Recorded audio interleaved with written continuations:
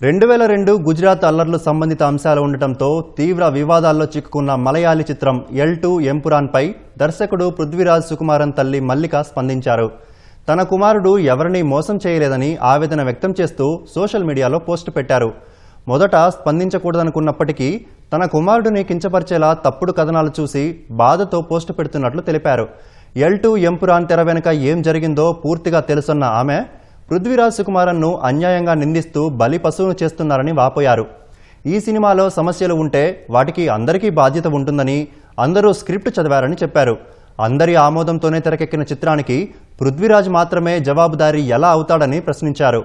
మోహన్ లాల్కు తెలియకుండా కొన్ని సన్నివేశాలు జోడించారన్నది అబద్ధమని మల్లిక పేర్కొన్నారు. కాగా ఇప్పటికే ఈ చిత్రం వివాదాలపై కథానాయకుడు మోహన్ లాల్ క్షమాపణలు చెప్పారు. చిత్రంలో 17 సన్నివేశాలను తొలగిస్తామని చిత్ర బృందం తెలిపింది. మార్చి 27న ప్రేక్షకుల ముందుకు వచ్చిన ఎల్2 ఎంపురాన్ ఇప్పటి వరకు 100 కోట్ల రూపాయలకు పైగా వసూలు చేసింది.